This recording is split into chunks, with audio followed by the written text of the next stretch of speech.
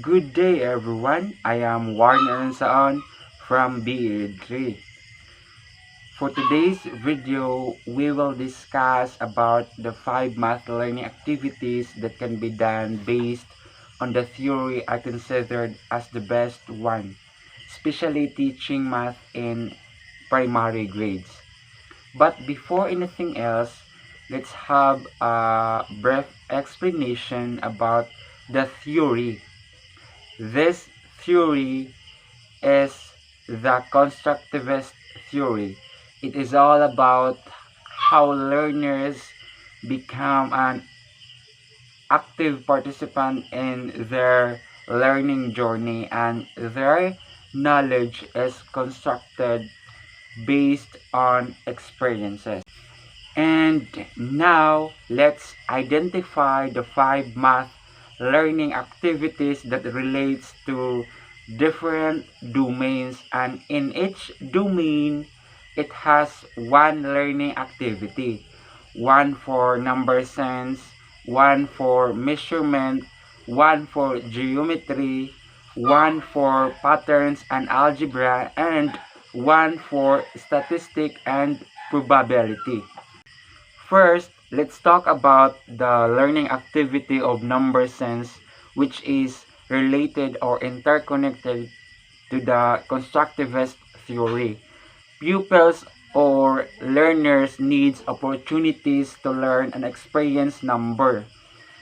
And in relation to constructivist theory, as a teacher, we need to set or to give an example that is familiar and not new to them, as their knowledge constructed through experiences or based on experiences. As a teacher, I will be providing number cards.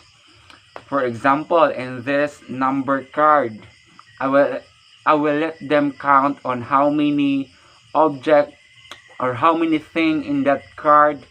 For this reason or for this learning activity, I let my pupils seeing numbers in natural and engaging them in number activities and start to develop their fluency with numbers. For the measurement, knowing that most of the children are fan of stuffed toys, in this learning activity of measurement, I will be providing 6 to 10 stuffed toys in the class. I will ask them to compare the stuffed toys and letting them put the stuffed toys together by height and by the weight of the stuffed toys. And for this reason, pupils may able to compare the differences of every stuffed toys. On other hand, comparing is another way to practice measurement. The need to experience this learning activity and measurement. For this will allow them, or this will help them to move on the next stage of their learning. For the geometry, in this learning activity, I will be engaging my pupils into hands-on activities. I will be showing the chart of different shapes and let my pupils or let them draw the different shapes for them to experience and visualize the different shapes. And I will bring object. For example, I will bring world clock, and I will ask them what shape or what kind of shape is the world clock. For this reason, I can develop their skills, knowledge, and understanding of geometry. For the patterns and algebra, as a teacher, I will build the patterns using the cubes. For this activity, I will ask my pupils to count how many cubes will be in the next shape in this pattern, how pupils make the next shape in the pattern, and I will ask my pupils the sum or the total of all cubes.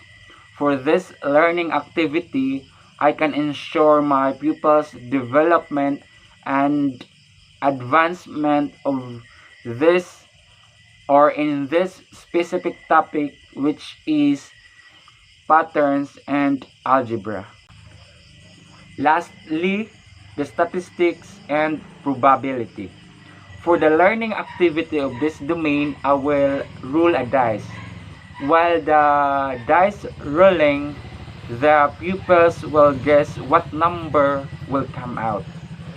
In this activity, the pupils will develop their skills in critical thinking. They may be able to visualize or predict what will come out in the future and needs some sort of analyzing.